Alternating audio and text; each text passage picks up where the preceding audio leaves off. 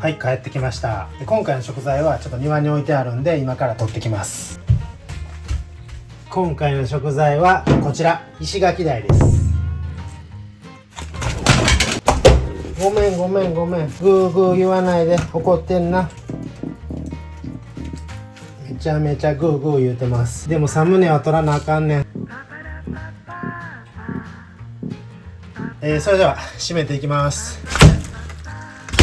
閉まりました。で、やったことないけど神経締めしていきます。できるかな。ちょっと神経締めは無理っぽいので諦めます。それでは今日はこの石垣鯛の血抜きと味付けをしていきます。牛脂リベンジしようと思ったんですけど、なんか油乗ってそうなんで普通に味付けしてお昼ご飯を作っていこうと思います。それでは始めていきましょう。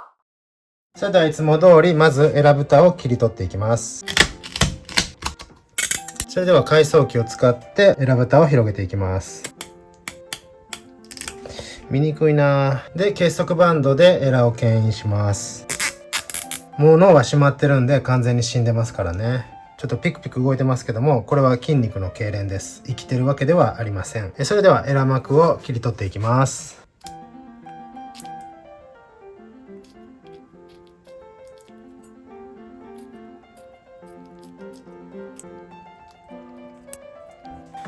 見えてきました。これが動脈球。ここに見えてる丸っこいのが動脈球ですね。これが動脈球を引っ張って出てくるのが心臓。まだ動いてますね。で、今回もバルーンカテーテルを使って血抜きをしていくので、心臓をクランプします。で、この心臓にカテーテルを入れる穴を開けていきます。で、魚体があんまり大きくないので6フレンチのカテーテルを入れていきます。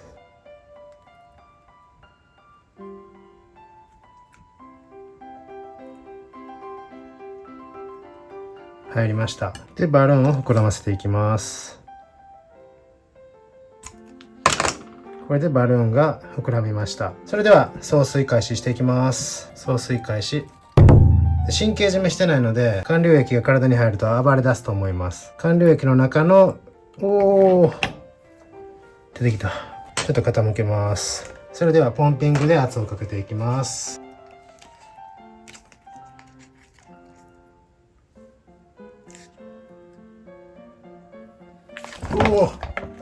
これがね、食塩水が筋肉に入ったことによる痙攣です。新鮮なお刺身に醤油とか塩かけたらピクピクしだすのと一緒です。もっと暴れそうやな。結束バンドを外します。ピクピクしてきた。やばい。ちょっと動くな。やめろ。手離されへん。うわちょっとこれは YouTube 的にアウトや。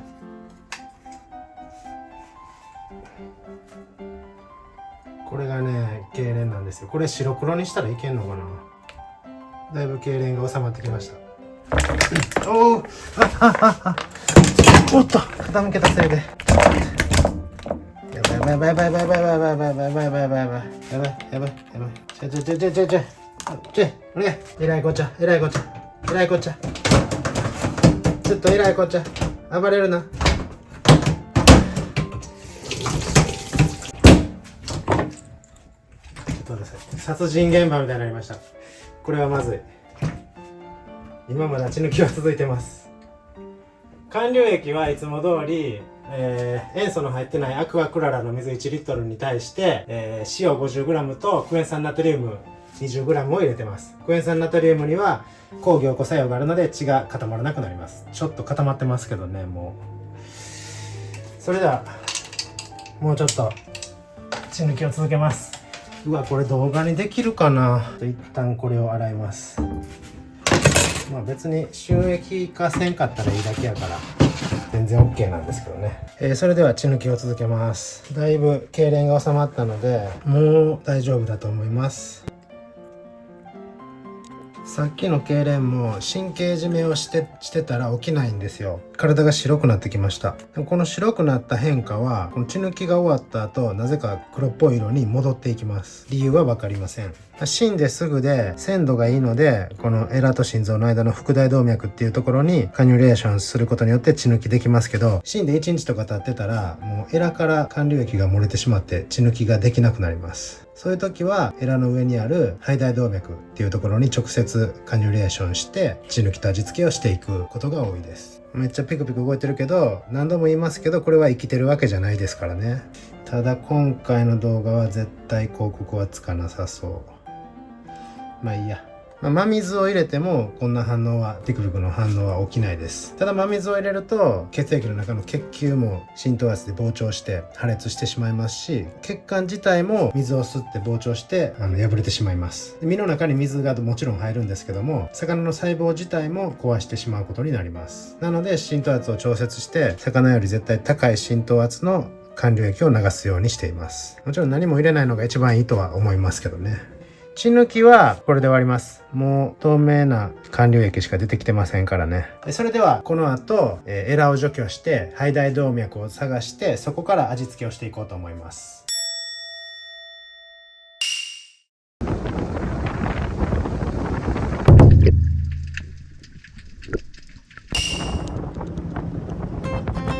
はい、帰ってきました。で、食材がこちら。細いヤガラです。そうなんです。イシダイ取ったんですけど、なんかイシダイは成功する気がしないので、一緒に船に乗ってた人が釣ったヤガラと交換してもらいました。というわけで、急遽ヤガラの血抜き味付けをやっていきます。できるかな？細っ。さっきまで生きてました。で、血抜きも脳天締めも何もしてません。ちょっとできるか分かりませんけど、血抜き味付けをやっていきます。でもめんどくさいので血抜きと味付けをいっぺんにやってしまおうと思います。なのでもういきなりエラを除去して肺大動脈を探していきます。どこから開けんねや、全然わからん。あ、これか。それではエラ蓋を切り取っていきます。綺麗なエラです。さっきまで生きてましたからね。それではエラを除去していきます。うわー、なんか複雑。めっちゃ難しそう。エラ除去せんとこっから開けていこうかな。難しい。ちょっと海藻機で広げてみます。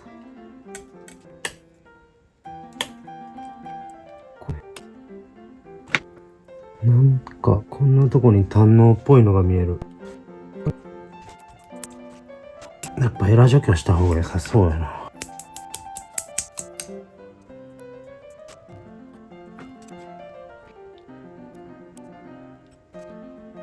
何この黒いの、腎臓かな。血管がめちゃくちゃ細い。うわ、血が出てきた。あかんとこ切ってしまった。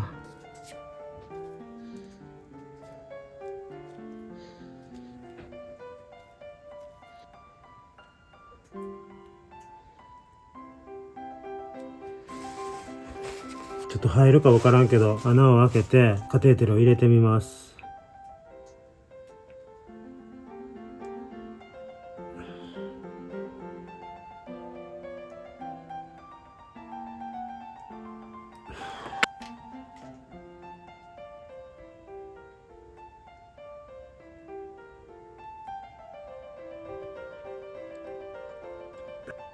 これ腎臓かな。腎臓から入れたらあかんのかな。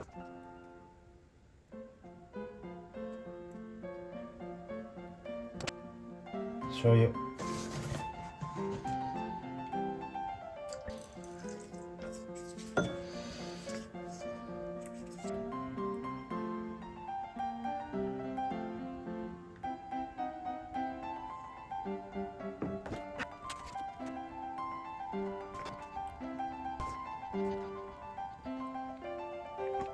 漏れるよね。失敗か。無理ですじゃあ。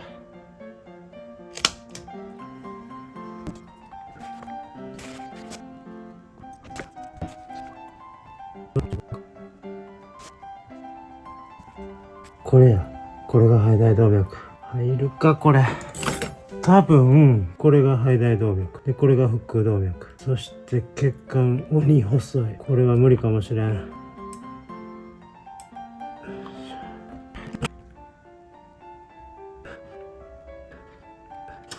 入らねえ。絶対無理や。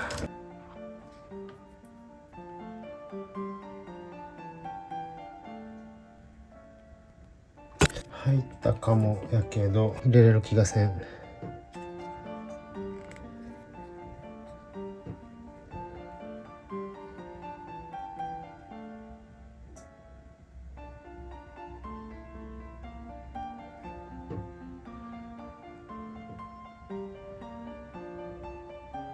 お、血も出てきた。うわ、すごいすごいすごい、血出てきた。これで合ってる。合ってるので、破れる。まな板を傾けます。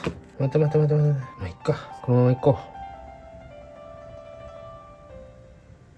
う。ほら、血が出てきた。醤油に押し出されて血が出てきました。よし、もうちょっと入れます。この状態で傾けて。いやー、難かった。まだ成功したわけじゃないけど。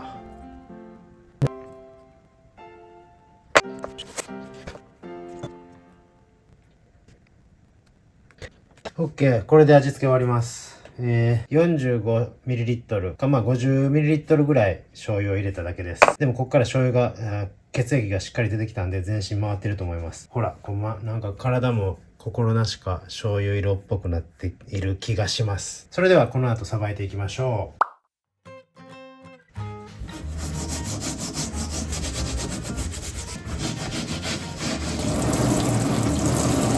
皮ごと食べたいので塩で表面のぬめりと汚れを取りました。それではお腹を見ていきましょ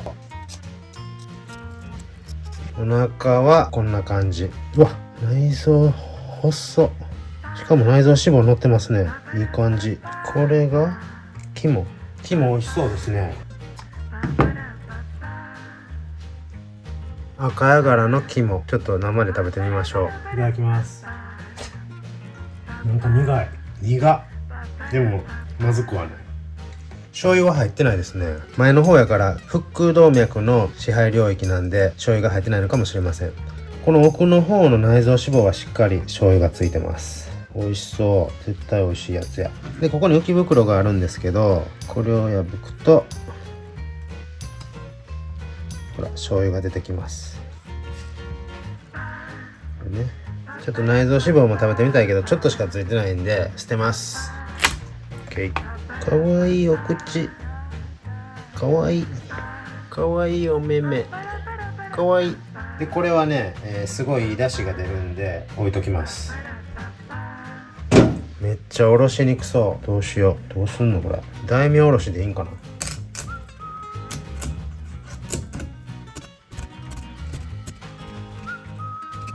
それではオープン。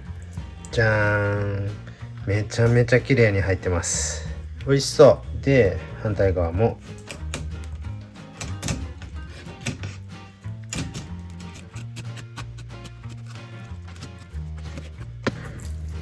こんな感じで、これを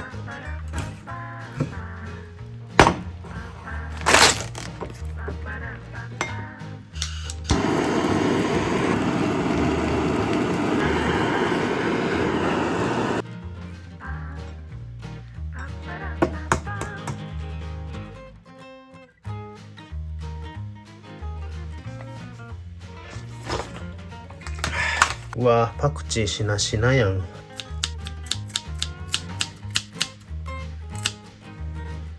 完成。それではいただきます。まずは生のやつ。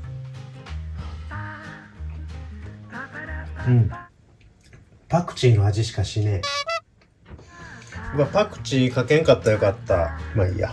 焼いたやつ、まずはこのまま。美味しい。焼いた方がなんか味が出てくる。焼いた方がうまいな。炙った方が美味しいです。なんかこんなに醤油の色ついてるけど全然辛すぎないです。ちょうどいい。美味しい。パクチーの味しかしないんですけど、僕はパクチーめちゃくちゃ好きなんで美味しいです。今回はちょっと血管が細すぎて6フレンチのカテーテルが全然入らなかったので、そのまま 6フレンチのカテーテルでやろうとしてたら絶対失敗してました。いつも使ってるシリンジ、ダイソーの100均のシリンジなんですけど、いつもは捨ててる先のステンレスの管の部分、あれがちょうど入る太さやったんで、あれのことを思い出してよかったです。だから今回開くのにはハサミとか海藻機とか使ってますけど、血抜きと味付けには100均のシリンジ1本しか使ってないです。それが結構すごいことじゃないかなと思います。いやー難しかった。ちょっと諦めかけましたけど、なんとか味をつけることができました。残りはゆっくり食べていきます。最後までご視聴ありがとうございました。それでは。内臓脂肪を乗せてます。うわうわうわうわうわうわ、すごい油。